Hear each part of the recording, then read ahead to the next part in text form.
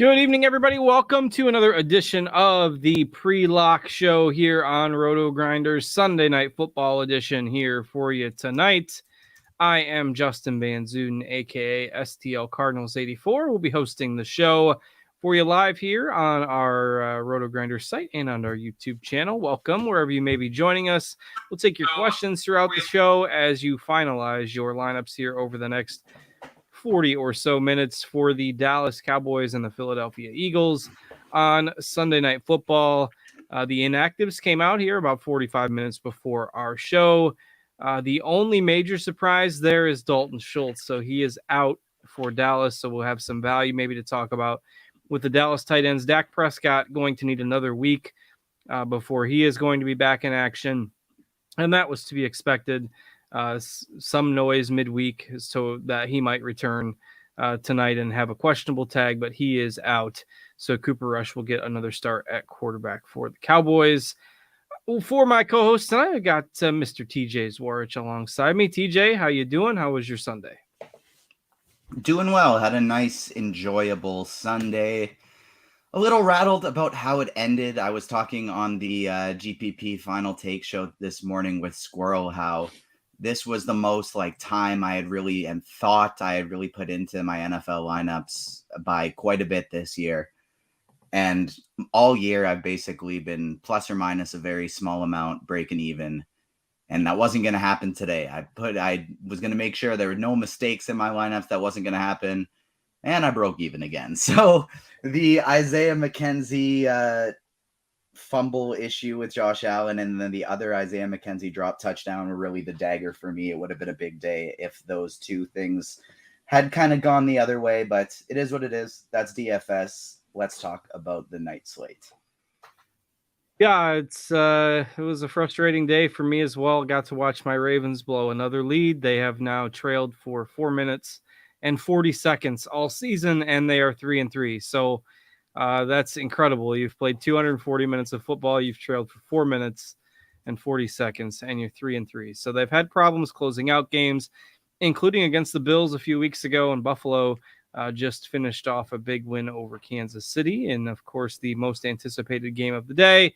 That one came down to the wire, and we'll see if the Sunday night game will as well. Philadelphia favored by about a touchdown or so at home. Of course, they're the only remaining unbeaten team in the league. They do have a bit of a challenge here going up against a talented defense in Dallas. But, Dallas is obviously missing their starting quarterback. So still an uphill battle for Dallas on the road. But you look at who the Eagles have played so far.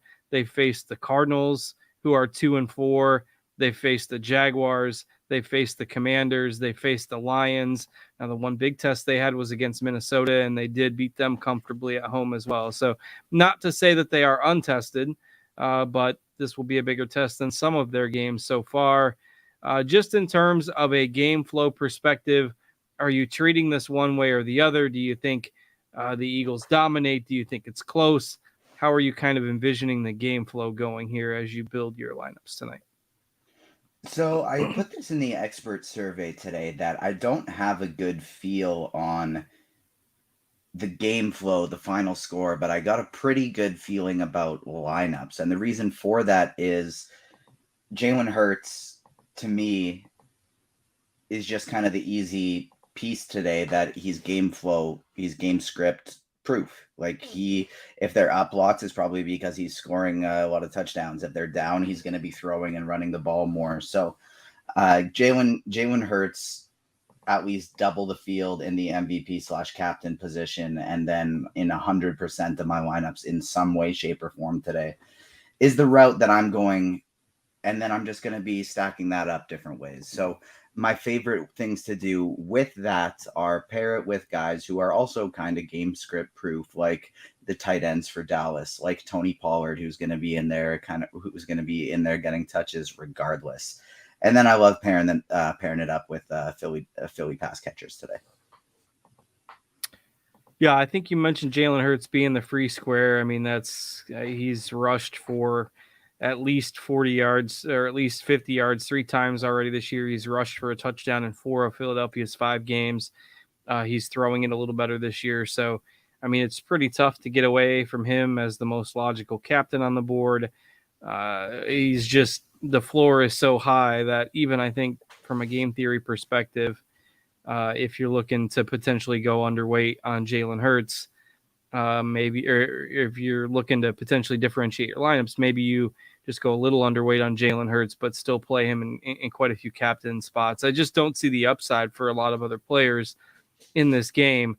And you see in terms of the fantasy point projection, I mean, we've got him base fantasy points about 7 above everybody else, captain fantasy points about 10 above everybody else. So difficult to get away from Hurts as a top end option at captain, particularly in cash game builds. But in GPPs, if you were to maybe pivot to a lower owned captain, who are a few that you might look at?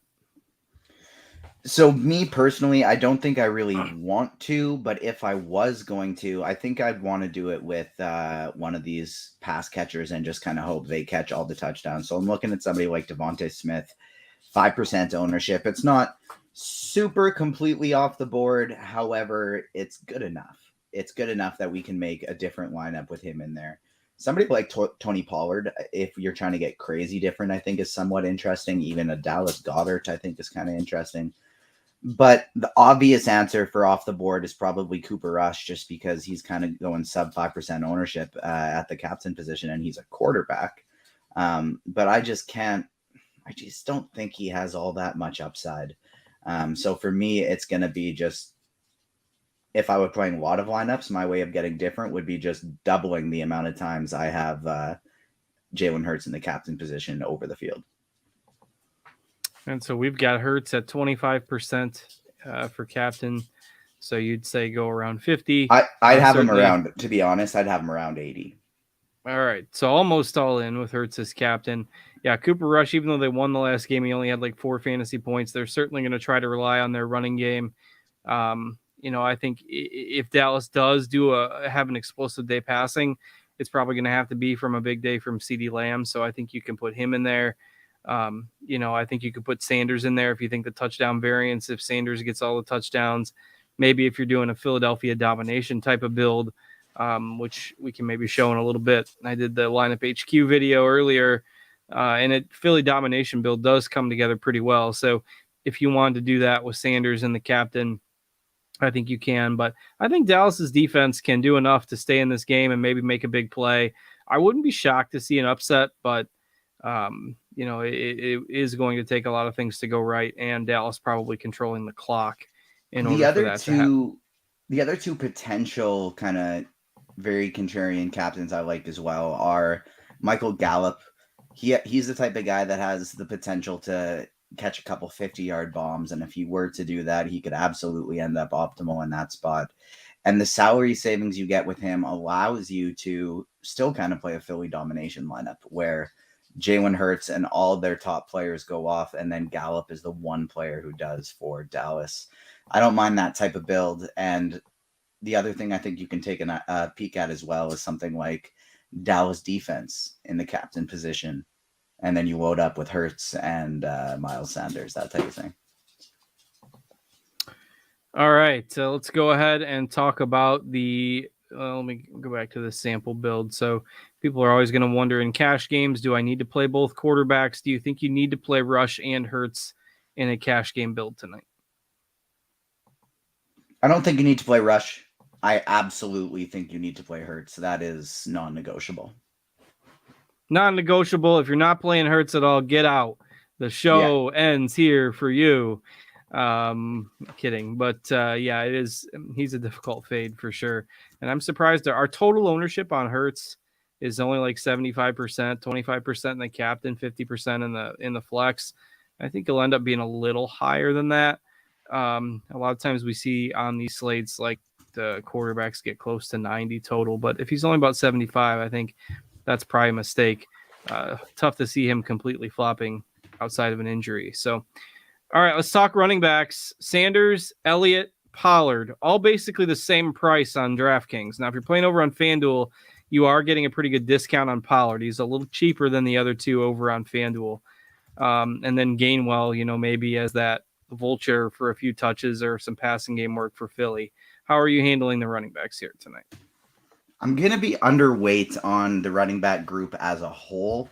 On DraftKings, I'm definitely more inclined to get to Miles Sanders, maybe a little Ezekiel Elliott. Whereas on FanDuel, where Tony Pollard comes at a bit more of a discount, I'm interested in getting to him. So Sanders and would probably be the one I'd be most interested in getting to, but I don't really want to pick on either of these run defenses all that much. I'd rather pick on the passing game.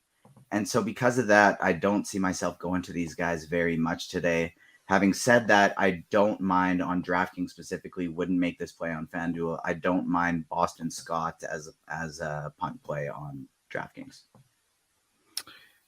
That would kind of fit that Philly domination build. Obviously, no touches are guaranteed for him, but he is active. And, he could get 8-10 carries if Philly gets out to a comfortable lead. And he is obviously, dirt cheap salary-wise. I probably could have made a better case for that earlier than I can now with the Dallas punt tight ends available. I think I'd rather punt with them. But again, GPPs, a late touchdown or something could certainly make a difference there. The Dallas running backs, I'm not playing them together. I don't see enough volume to play them both in the same lineup. But if you think that Dallas stays competitive and you do, a contrarian kind of Dallas domination build, I think Zeke is the better play. If you think they fall behind and maybe have to turn to the air a little more, I think Pollard's the better play. There's certainly risk with both of them. Obviously, Sanders is fine. Again, in those Philly domination builds, he does work pretty good as well. I agree that I wouldn't want to play Zeke and Pollard in the same lineup. However, I would be okay with playing Sanders and Boston Scott in the same lineup. I'd probably want to have Jalen Hurts in that lineup, and I'd probably want to have the Philadelphia Eagles defense in that lineup, though. Yeah, so that's that Philly domination type of build. So and I mentioned I would show this, so let me do that now. Let's say I put Cap Sanders in the captain. Don't do it yet. We got 100 people watching and only 11 people who have hit the like button. So we need at least 25 to 30 before we can show a build. Smash the like button and we'll give you the build. That works. All right, let's talk receivers while we're waiting for people to hit the thumbs up. AJ Brown comes in as your most expensive. And the good news is we kind of know the tiers for these receivers, right? Lamb and Brown are your wide receiver ones. Gallup and Smith are the wide receiver twos. Noah Brown and Quez Watkins are your wide receiver threes with some risk. And then everybody else, it's a handful of snaps. How are you prioritizing the wide receivers? I'm prioritizing the Philly guys over the Dallas guys. Dallas defensive backs, they make a lot of plays, and so that's why we talked a little bit of Dallas defense and GPPs. I think that's okay. But they also get burnt. And so AJ Brown, Devontae Smith, I think they're viable contrarian captain options. I think they're very good options in the flex utility position. Those are the ones that I'm prioritizing. And then on the Dallas side, it's going to be Michael Gallup over CeeDee Lamb. And I have no issue playing CeeDee Lamb. I'm fine with playing CeeDee Lamb today. It's just he's probably going to be drawing Darius Slay the whole time. He's played pretty well this year, looking rejuvenated. Michael Gallup's gotten more targets in his second game back than his first, more snaps in his second game back than his first.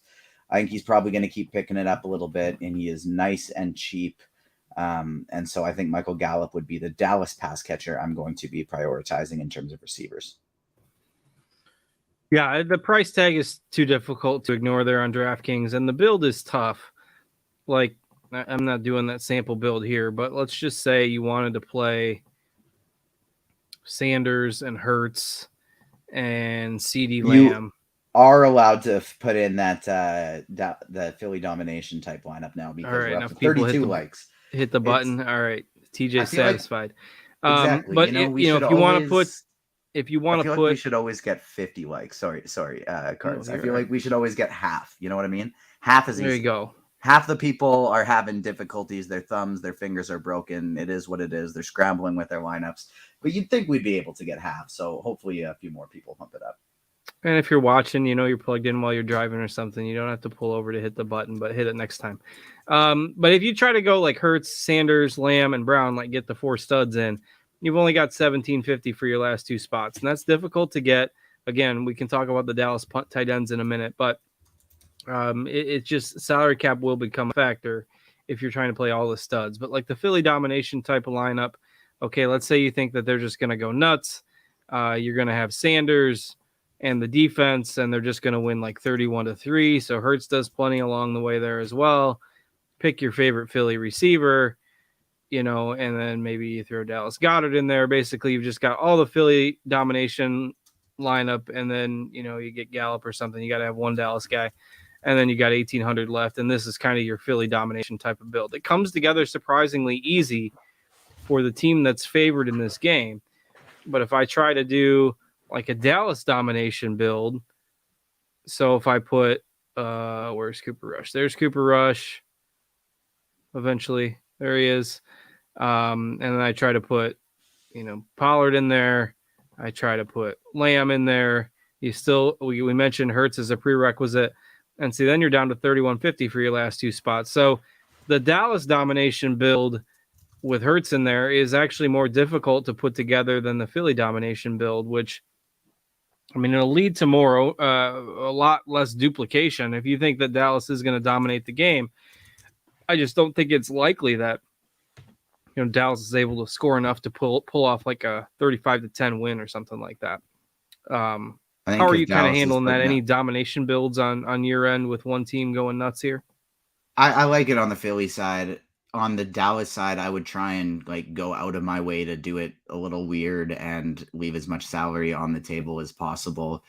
Doing it on the Dallas side would kind of be how I'd be trying to win a milli maker. Doing it on the Philly side would kind of be how I would double up, look to double up, unless I was doing it with keeping Boston Scott in there, doing a defense MVP. Otherwise, the Philly domination build would be more of my chalkier, close to optimal type lineup that I would run.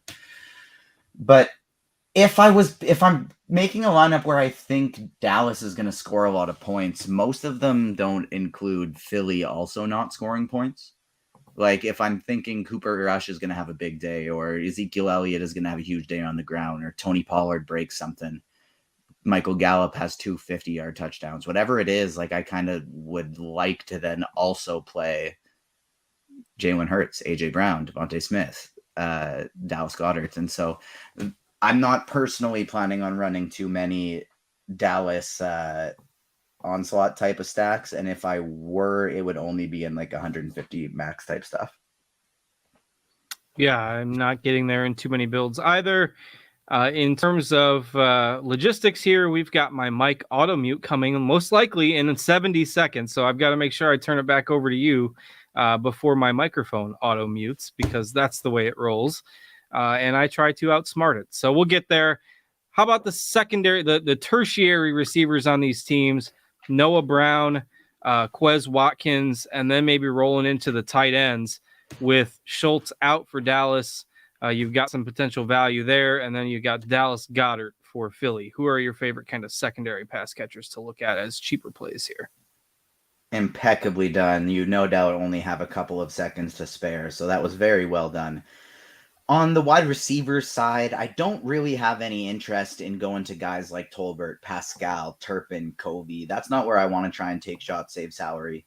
Noah Brown and Quez Watkins, I do have a little bit of interest in Watkins because I think he'd be the type that could, even though he would likely only have 1 or 2 targets, maybe 3 or 4, they're valuable targets. They're probably going to be deep shots downfield or screen passes, stuff like that. And so Watkins is somebody that I don't mind taking shots on. Brown, I think, is somebody that could be a red zone target, so I don't have an issue with that, especially with Dalton Schultz out.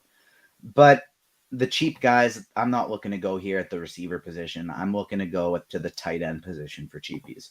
We have Dalton Schultz out of this game, and we're probably not going to see a ton of ownership go to these backups because we weren't projecting Dalton Schultz to be out. Nobody was expecting this. This was kind of late. And so a lot of people may not adapt quick enough. Dallas Goedert is a great play. 6,800 is way too quick, but Jake Ferguson and Peyton Hendershot, $200 is stupidly cheap. They need a catch or two to pay it off. If they score a touchdown, they're required. I feel like they shouldn't each be 10%. I think they should each be 30% on DraftKings. I think part of that is just because of it breaking a little bit late. It wasn't completely expected.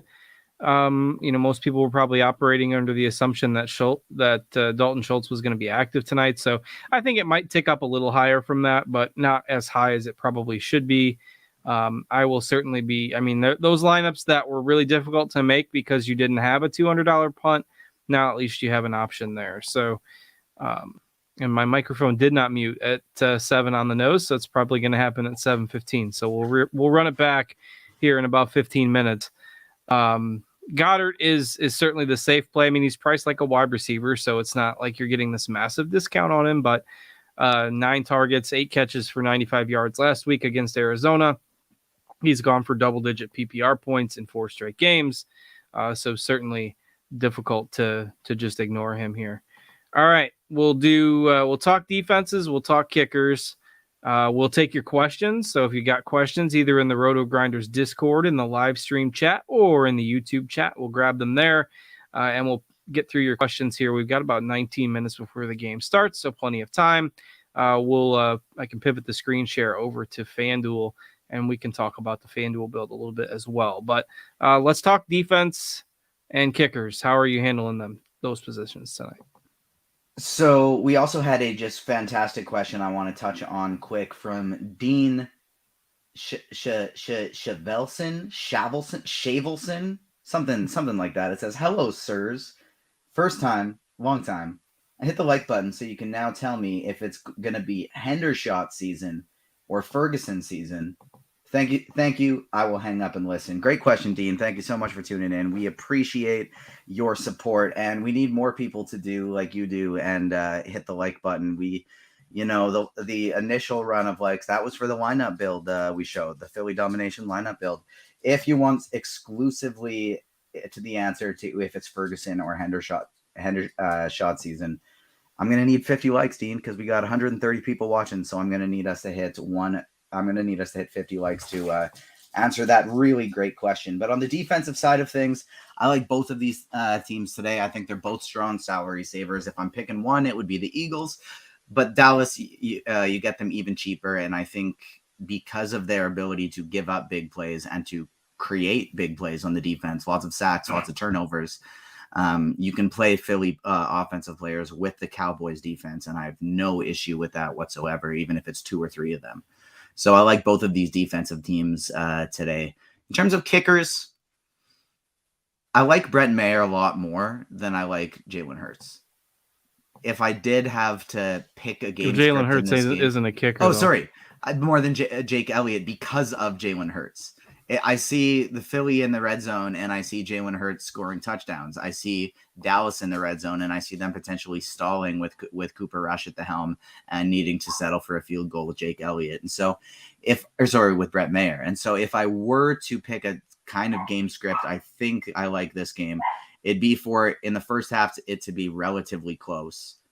With Philly maybe up a touchdown, and in the second half they break away a little bit, and Dallas was settling for those field goals in the first half, and then the second half they're not quite as able to, but maybe Mayer knocks in a 50-yarder or 2 in the meantime. So if I'm picking one, it's going to be Mayer, and I'm not super big on Elliott. Dog likes kickers too.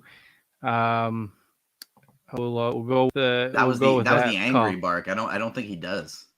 Oh, it was angry bark. All right. So that was not the happy bark. No, that started out as playing, and then somebody got pissed off. Yeah, that happens. It can switch in a hurry. There's no messing around once the happens in DFS too. That's right. He can flip on a dime. All right, we're at 48 thumbs up. Give us a couple more. We'll talk a little bit more about these tight ends because it's going to be a key question that a lot of people have. I've got a few thoughts on it. So 2 more people, hit the like button. Hit the unlike it and like it again. Make that number go up and down, but get us over the 50 mark there. And I will pivot the screen share to FanDuel, not MLB. We can talk about that a little bit as well. So on FanDuel, I think this is a more relevant question actually than it is on DraftKings, because on DraftKings, I think the answer can be both. I think you can play both of these tight ends, and if you do, you can quite literally play absolutely anyone else in your lineup that you want to. So on DraftKings, I think it can be both. But if I am picking one, and so that answer only on DraftKings if I am picking one, or likely on FanDuel where I'm probably for sure only picking one, unless I'm playing a lot of lineups and I'm trying to leave a lot of salary on the table. It's going to be Ferguson for me. But you said you had a lot of thoughts on the matter. What are your takes? Well, some of it is biased because I watched Hendershot quite a bit in college, and he's a very good pass catching tight end. And I think that Dallas may continue to use Ferguson in what his usual tight end 2 role would be. They played a similar amount of snaps last week. And I mean, obviously the Dallas did nothing in the passing game because the Rams made so many mistakes. And so you really can't take anything away from last week's game. A couple weeks ago, Hendershot had 3 catches for 43 yards.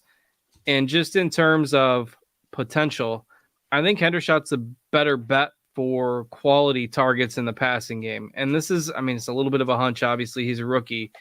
And the snap counts are probably going to be identical. And it's just as likely, you know, if they're in the red zone, I mean, either one of them could get the red zone target. So ownership's about the same. Snaps are probably about the same.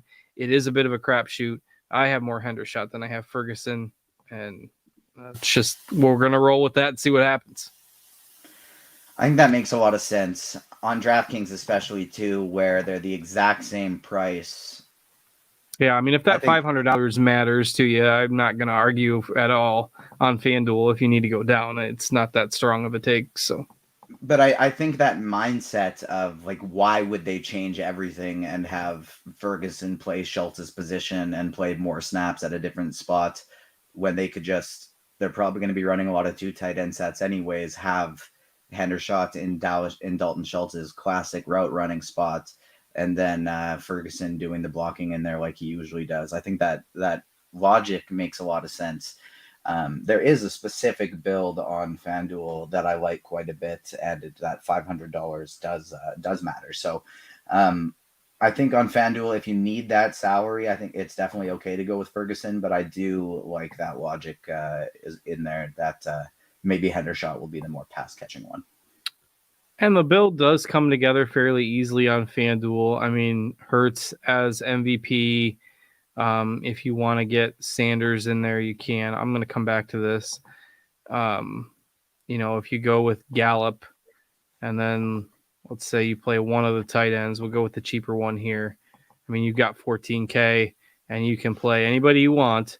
This lineup here, you know, will probably be or with AJ Brown in there. I mean, this one's going to be duplicated a ton. If you use AJ Brown, you can get up to Hendershot. Like, don't use this in GPPs because it zeroes out. It's got basically all the skill players you want in one of the tight ends. Like, this lineup right here will be duped about 5,000 times in the big time GPPs. So don't think that this is any huge competitive edge. This would be a cash game type of build that you could certainly do.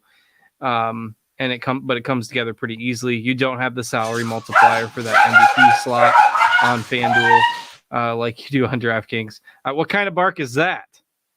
That is the wife. It started out as the cat is getting involved.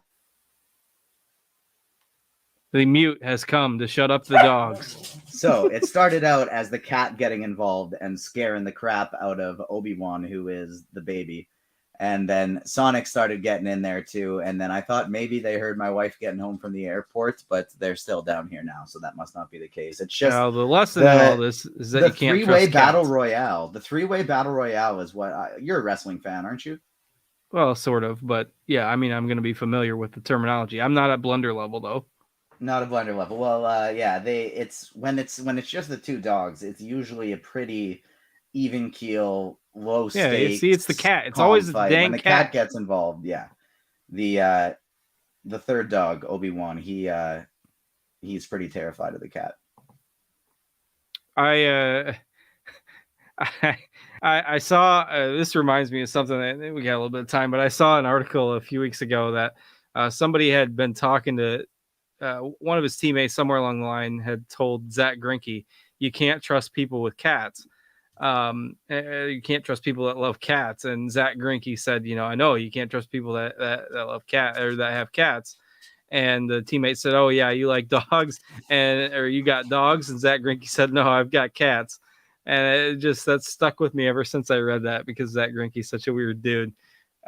Basically admitted that he can't, you can't trust him. And that's Zach Greinke in a nutshell. Fun fact is, I have a friend who is friends with Zach Greinke. Really? Yeah, technically she's like really good friends with his wife. She went to high school with his wife, and so she's good friends with his wife, and then kind of because of that, friends with him. Small world for sure. All right, well, we've got about 10 minutes left until lock. You can throw your questions in the chat if you've got them. We will get to those certainly here within the next 10 minutes. Mentioned I was going to come back to the running backs on FanDuel. So on FanDuel, maybe a decision to be made because Pollard is significantly cheaper than the other two running backs. Does that do anything for you on FanDuel? Yes. So this is why on FanDuel specifically, I will be prioritizing Tony Pollard. Somebody like Boston Scott, I have no interest in on FanDuel. Where he's nice and cheap on DraftKings, I don't mind taking that shot. But on FanDuel, where Tony Pollard has the significant discount over Miles Sanders and Ezekiel Elliott, that's where I'm looking to get quite heavy on him. On FanDuel, I'll be very underweight on Ezekiel Elliott, even though he's easy to afford. It's just that difference in price that allows me to get up to also Miles Sanders, AJ Brown, stuff like that. Those are the reasons why that Tony Pollard's going to be a priority for me on FanDuel. Yeah, the price tag, I mean, it just helps things work a little bit more, particularly in tournaments. and again, you can't put a whole lot of stock in the results from last week because they didn't have to throw it all. If they do get behind, he should get more of the work in the passing game. The ability to make explosive plays, certainly there a little bit more with him than it is with Elliott at this stage of their career. So at that discount on FanDuel, I think for $9K, you can make more of a case for Pollard. Whereas again, on DraftKings, they are kind of all around that same price. Like Sanders is 86, Elliott's 84, Pollard's 82. So the discount on FanDuel does make a little bit more sense. We've kind of talked about the tight ends. Not too much difference in terms of wide receiver pricing on FanDuel compared to DraftKings.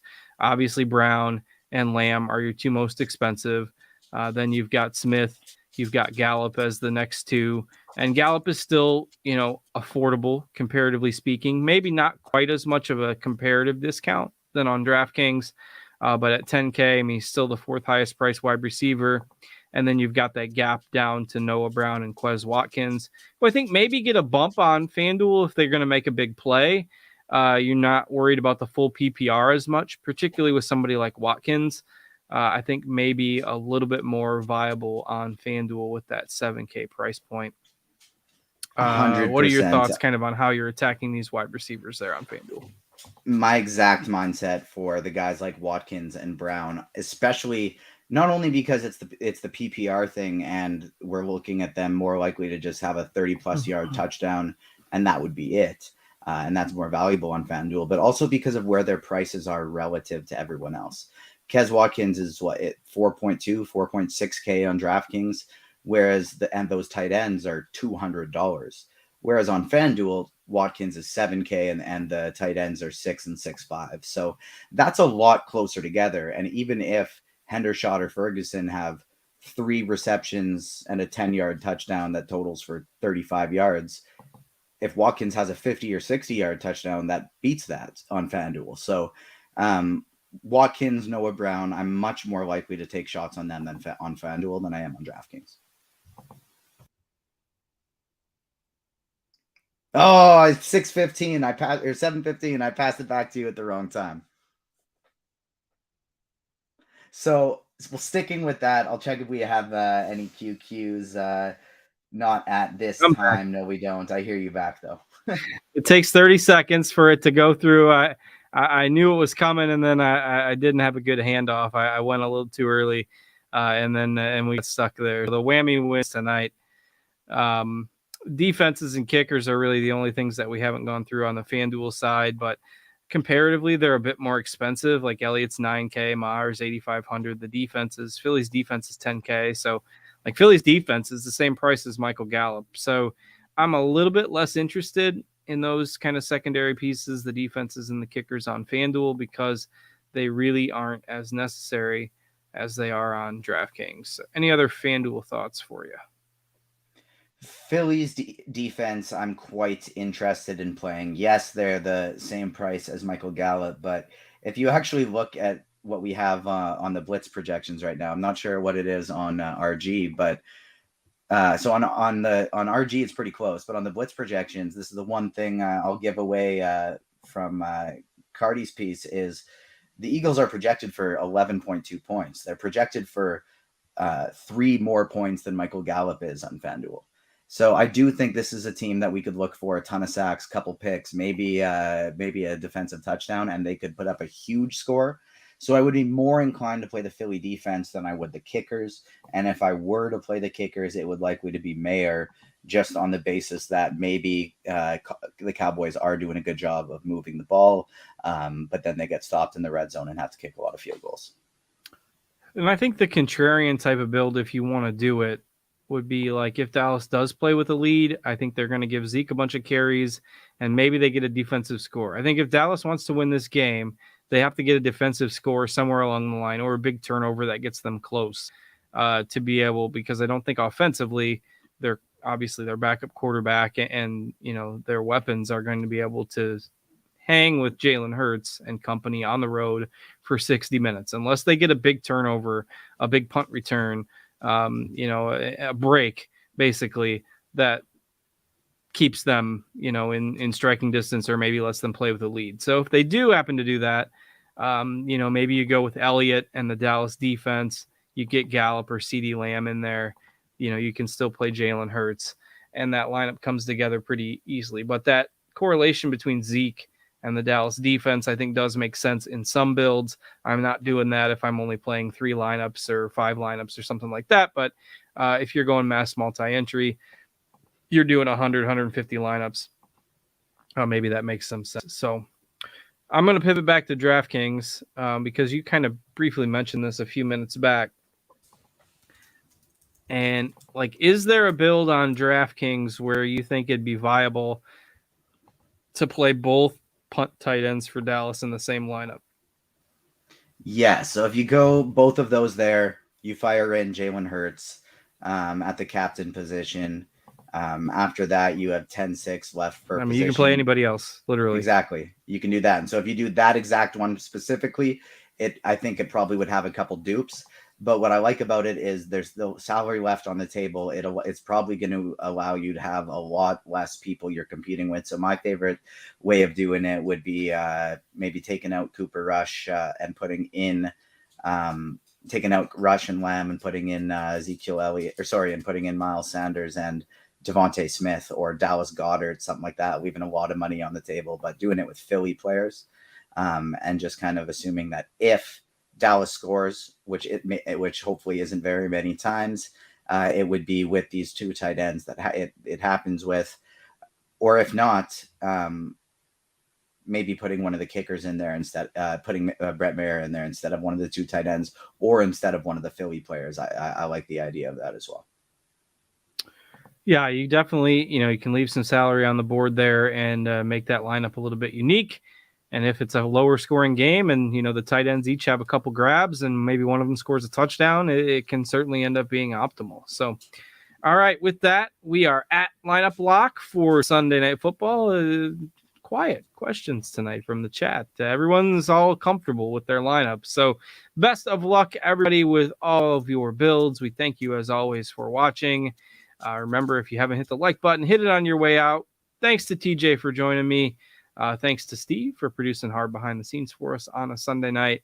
And we hope you have the great rest of your Sunday evening. We'll be back tomorrow with the Monday Night Football content. And then, very quietly, NBA season is here on Tuesday. So hard to believe. The year flies by. We're already in mid-October, and it's a great time to be playing DFS. So For TJ and our producer, Steve, I'm Justin. We'll see you later, everybody.